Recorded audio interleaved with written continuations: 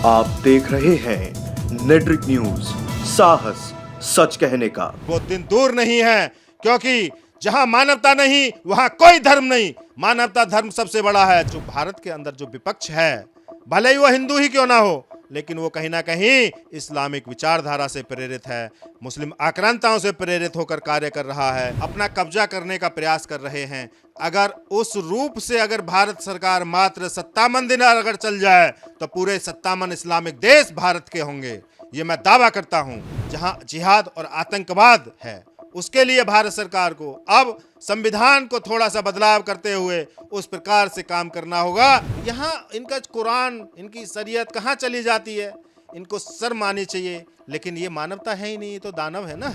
अप्रिय कोई घटना होती है और मुसलमान उसका विरोध प्रकट नहीं करते हैं उस पर, तो वो मुसलमान भी जिहादी और आतंकवादी हैं। क्योंकि कांग्रेस की तो मानसिकता ही इस्लामिक है, तो उससे हम कैसे उम्मीद कर सकते हैं कि वो समर्थन में, हमारे हिंदुओं के समर्थन में काम करेगी। तो तत्काल सजा का प्रावधान जिस दिन हो जाएगा, उस दिन भारत से ही नहीं पूरे विश्व से आतंकवाद समाप्त हो जाएगा। नमस्ते, मैं शुभम और आपने देखना शुरू कर दिया है नेट्रिक न्यूज। आप सभी को पता है पूरे विश्व में इस समय एक ही चर्चा का विषय बना हुआ है, वो है बांग्लादेश के हालात।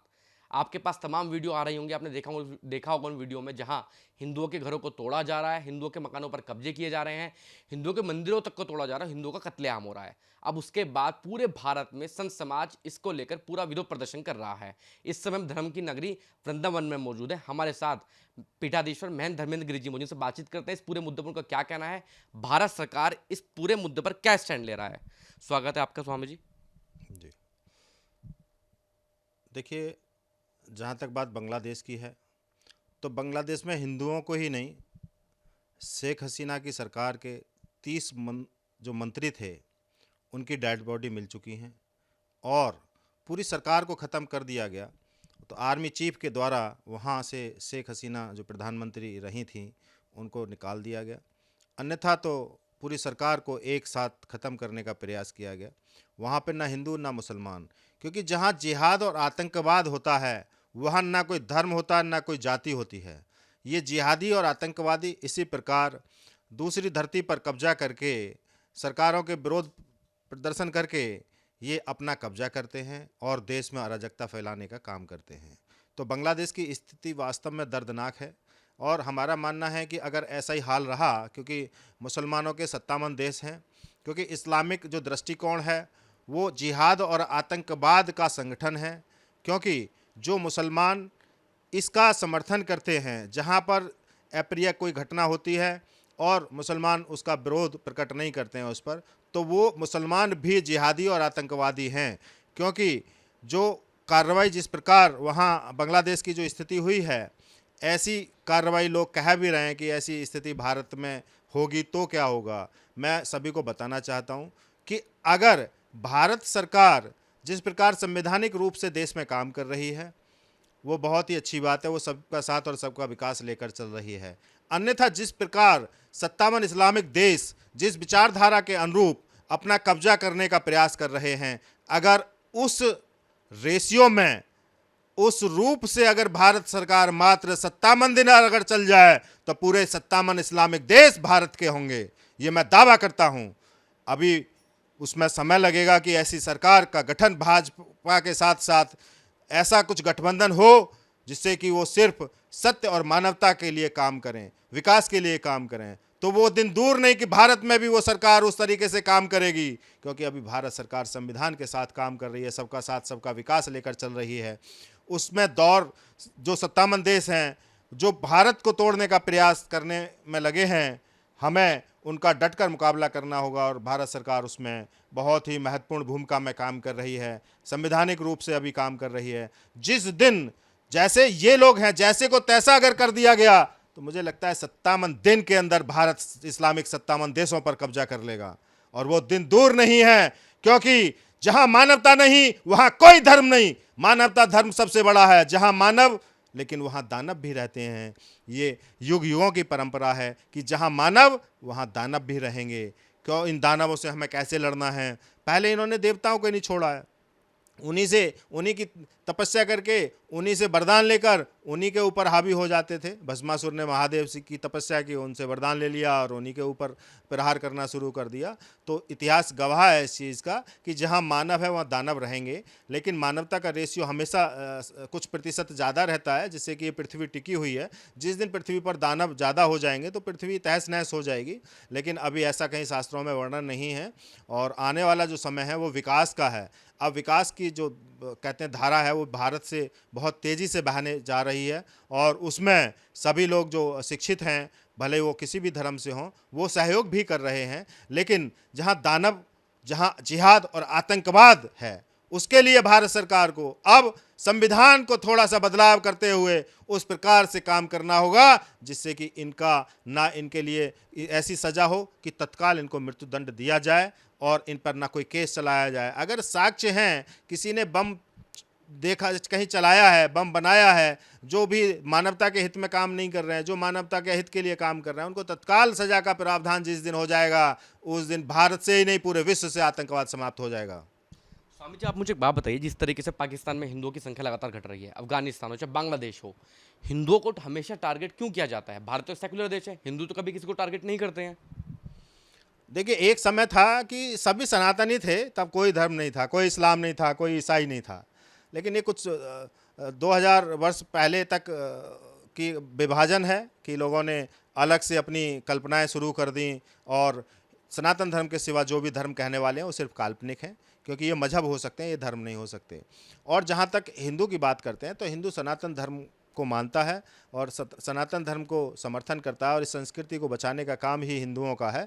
तो इसीलिए बाकी जितने भी हैं वो हिंदुओं के प्रति आघात लगाकर बैठे हुए हैं और जिहाद और आतंकवाद का रूप देकर हिंदुओं से लड़ने का प्रयास कर रहे हैं। और सबसे बड़ी विशेषता है इस्लाम की कि इस्लाम को अच्छे से पता है कि हिंदू बहुत सरल है, और इसको बांटकर इस रूप में प्रेजेंट होकर हम हिंदुओं को तोड़ सकते हैं। तो मैं समझता हूँ जितना भी जिहाद, आतंकवाद और ये सब फैल रहा है, तो ये हिंदू रूप में आकर यहाँ इनका कुरान, इनकी शरीयत कहाँ चली जाती है, इनको शर्म आनी चाहिए। लेकिन ये मानवता है ही नहीं, ये तो दानव है ना। तो ये कुछ भी कर सकते हैं, ये कोई भी वेश धारण कर सकते हैं। इसलिए हर हिंदू को समझना होगा कि हर स्वरूप को न पूजा जाए, उनको देख लिया जाए कि किसके अंदर क्या है। जब तक हम पहचान नहीं करेंगे, उसके संस्कार नहीं देखेंगे, तब तक हमें किसी पर विश्वास नहीं करना चाहिए। हिंदू की कमजोरी है कि वो सरलता से किसी पर भी विश्वास कर लेता है। तो मैं सभी से बताना चाहता हूँ कि हमें अब आने वाला समय, क्योंकि जिहाद और आतंकवाद का बढ़ावा दिया जा रहा है, क्योंकि 57 मुसलमानों के देश इस पर पूरी तरह से एकजुट होकर काम कर रहे हैं, जिसमें मुख्य रूप से पाकिस्तान शामिल है। और पाकिस्तान की तो मानसिकता ही, क्योंकि वो भारत का हिस्सा रहा है, और सबसे आखिरी जो हिस्सा भारत का अगर हुआ है तो पाकिस्तान का ही हुआ है। जब मुसलमानों ने 1947 में डायरेक्ट एक्शन डे जारी करके अलग देश की मांग कर दी थी, लाखों बहन बेटियों का बलात्कार करके, उनकी हत्याएं करके अलग देश की मांग की गई। और वहाँ अगर उस दिन बंटवारा हो गया होता और सारे मुसलमान पाकिस्तान चले गए होते, तो आज ये दिन हमें ना देखना पड़ता।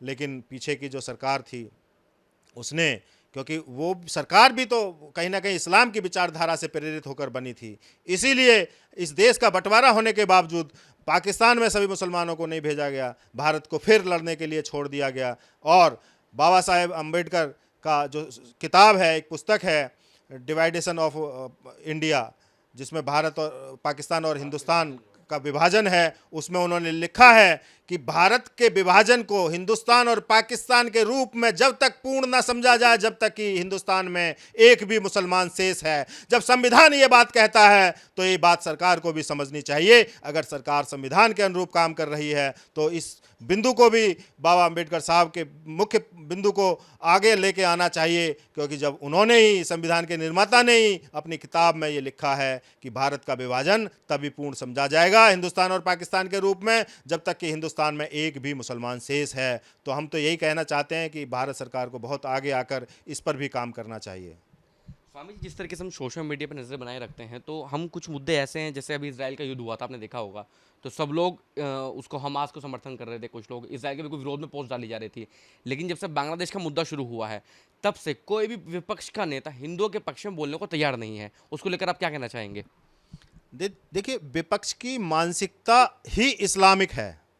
जिसकी मानसिकता ही इस्लामिक हो और इस्लाम का जो मुख्य जो विचारधारा है वो सिर्फ जिहाद और आतंकवाद के हिटलर शासित हिटलर की तरह काम करके दूसरों को कैसे ही किसी भी प्रकार से भ्रम में डालकर अपनी तरफ मोड़ा जाए, उनका शोषण किया जाए, उनका टॉर्चर किया जाए, हत्या करके उन पर दबाव बनाया जाए, आतंकवाद फैलाकर उनको डराया जाए जिससे कि वो उनकी तरफ आकर्षित हो जाएं, उनके धर्म को अपना लें।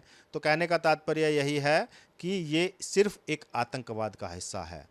और जिस प्रकार जो भारत के अंदर जो विपक्ष है, भले ही वो हिंदू ही क्यों ना हो, लेकिन वो कहीं ना कहीं इस्लामिक विचारधारा से प्रेरित है, मुस्लिम आक्रांताओं से प्रेरित होकर कार्य कर रहा है। मुस्लिम आक्रांताओं के समर्थन में भले ही धन बल के आधार पर हो या किसी प्रकार से डरा धमकाकर मुस्लिम आक्रांता उन लोगों से ऐसी मानसिकता के साथ यहाँ पर व्यवहार करवाना चाह रहे हैं जिससे कि भारत देश फिर से टुकड़ों में बटे। लेकिन ये अब संभव नहीं है क्योंकि हिंदू जाग गया है, हिंदू तो बहुत मजबूती के साथ आगे बढ़ रहा है। बहुत जल्द दूध का दूध पानी का पानी होगा और इस्लाम के जो पाखंडवाद का हिस्सा है उसको जिस दिन जनता समझ जाएगी, इवन मुसलमान भी समझ जाएंगे, उस दिन भारत का भी मुसलमान उसका विरोध करेगा और देश से क्या पूरी दुनिया से जिहाद और आतंकवाद समाप्त हो जाएगा। स्वामी जी, जैसे आपने कहा कि हिंदू जाग चुका है, अभी आपने देखा होगा तमाम ऐसी पिक्चर आती हैं जो हिंदुओं को बिल्कुल हिंदुओं की जो भावना होती है उनको आहत करती है। अभी आपने आदि पुरुष पिक्चर देखी होगी, उससे पहले पीके, तमाम ऐसी पिक्चर आती रहती हैं। लेकिन जब भी हम समाज के बीच में जाते हैं या युवाओं के पास जाते हैं, कोई भी इन मुद्दों पर बोलने को लिए तैयार नहीं होता। तो हिंदू जाग कैसा चुका है फिर? उनके भगवान को कोई कुछ कह रहा है, उनको पिक्चरों में गलत तरीके से दिखाया जा रहा है, लेकिन उसके खिलाफ सिर्फ संत समाज है जो विरोध करता है, बाकी हिंदू समाज को कोई मतलब नहीं है। वो सुबह जाता है, कमाता है, घर आता है, बाकी उसको किसी चीज़ से मतलब नहीं है। हिंदू के साथ देश में, पूरे विदेश में क्या हो रहा है? देखिए, अभी पीछे एक जो दीपिका पादुकोण ने वो बेशरम रंग पर जो गाना फिल्माया था तो उसका विरोध हुआ था। तो ऐसा नहीं अब हिंदू जाग गया तभी तो विरोध किया। पहले क्या होता था कि ये ऐसी मानसिकता के साथ काम करते थे कि जो हिंदू उसको समझ ही ना पाए और उसको हास्यास्पद सिर्फ हंसी मजाक ठहाके वाली ऐसे दृश्य फिल्माते थे जिन पर हिंदू आनंद का अनुभव करे। लेकिन आज हिंदू जागा है तभी तो विरोध करता है। बहुत फिल्मों में विरोध किया गया है और उसके बाद उनको फिल्मों को रिलीज़ नहीं होने दिया हुआ, उनमें त्रुटि को दूर किया गया, उसके बाद फिल्में रिलीज़ हुई हैं। तो कहने का मतलब है पहले जो फिल्म इंडस्ट्री थी, जो बॉलीवुड था, वो भी कहीं ना कहीं इस्लामिक इशारे पर चल रहा था क्योंकि सरकार की मानसिकता ही अगर ऐसी रहेगी, क्योंकि कांग्रेस की तो मानसिकता ही इस्लामिक है, तो उससे हम कैसे उम्मीद कर सकते हैं कि वो समर्थन में हमारे हिंदुओं के समर्थन में काम करेगी जिसका जन्म ही उसी ढेर पर हुआ है, उसी पहाड़ पर हुआ है। तो वहाँ कैसे हम दूसरे किसी को बढ़ावा दे सकते हैं? वहाँ तो इस्लाम के सिवा कुछ दिखाई नहीं देता। तो इसीलिए जो भी आज विपक्ष है वो कहीं ना कहीं इस्लामिक विचारधारा से पूरी तरह से प्रेरित होकर कार्य कर रहा है, इसीलिए वो सही मुद्दों का भी विरोध करता है। जबकि विपक्ष का मतलब ये नहीं होता, विपक्ष का मतलब होता है कि हम सरकार को भी सही रास्ते पर ले आएं, हम देश के हित में, जनता के हित में वो सारे काम भी सरकार से करा लें और सरकार को हम अल्टीमेटम दें कि हमारे ये मुद्दे हैं जिनसे जनहित में, राष्ट्र हित में कार्य हो रहे हैं, हम इनमें समर्थन करते हैं, इनको लेके आइए। लेकिन विपक्ष सिर्फ ठाके लगाता है, विपक्ष सिर्फ अच्छे कामों का भी विरोध करता है। तो मैं समझता हूँ उसमें जनता का हित है और जहाँ तक सबका साथ और सबका विकास लेकर भारत सरकार चल रही है, तो मैं तो कहूँगा कि अभी जैसे घरों की बात आती है तो आधे से ज़्यादा घर मुसलमान को दिए गए, आधे से ज़्यादा जो सरकारी सुविधाएं वो मुसलमानों को मिल रही हैं। तो कहने का तात्पर्य है कि यहाँ कहाँ हम सेकुलर की बात करते हैं, यहाँ तो संवैधानिक बात हो रही है। लेकिन उसके बावजूद भी अगर विपक्ष इस्लामिक विचारधारा से प्रेरित होकर सरकार के आड़े आके उन कार्यों को भी रोकता है जिनसे जनता का विकास और जनता के हित में हो रहे हैं, तो मैं समझता हूँ विपक्ष भी चाहता है कि किसी दिन भारत के फिर से टुकड़े हों और यहाँ भारत में अशांति फैले। वो सिर्फ राजनीतिक रोटियाँ सेक कर इस्लाम को बढ़ावा देने का काम कर रहा है। एक मेरा आखिरी सवाल आपसे ये है कि जिस तरीके से कुछ लोग कह रहे हैं कि भारत के भी हालात कुछ ऐसे हो सकते हैं, उन लोगों को आप क्या चेतावनी देना चाहेंगे? देखिए, भारत को सोने की चिड़िया कहा जाता है और मैं समझता हूँ कि साधु संतों के हाथ में वो क्षमता आज भी है। हमारे अखाड़ों में पहले भी नागा साधुओं द्वारा लड़ाइयाँ लड़ी गई हैं और आज भी तैयार हैं। जिस दिन ऐसी नौबत आएगी तो हम लोग सनातनी पर्याप्त हैं। ये कभी भारत की भूमि पर तो नहीं हो सकता, असंभव है।